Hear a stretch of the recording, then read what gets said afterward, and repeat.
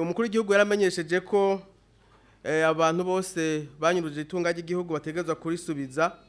Mu minsi heze umukuru w'igihugu yaramenyesheje ko hari miliyari 5 zimaze gusubizwa. Mbega ubu gushika uno munsi amafaranga amaze gusubiza mu gihe ca leta yanyurujwe yobangana gute? Je nitwa Dominique Ndayishimiye, nkaba naje nserukira ubushikiranganje bw'igihugu ca leta.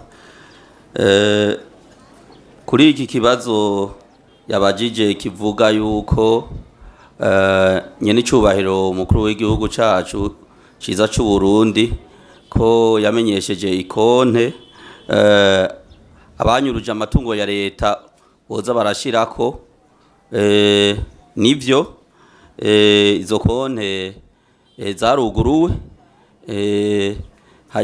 zimaze amafaranga amaze kujako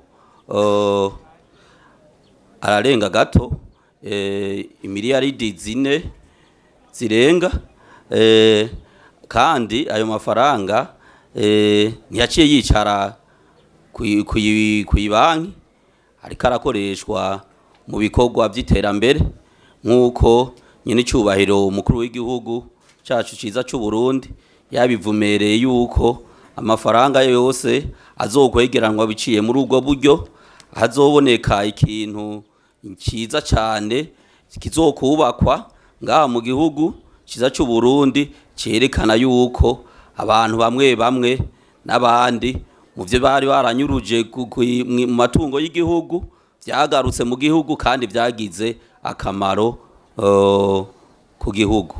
Rero muri uno mwanya amahera ariko yobarenga gato umuriyaridi n'ibihumbi 200, ayandi murumva yuko hari ibikorwa nyamakuru yagiye arakora.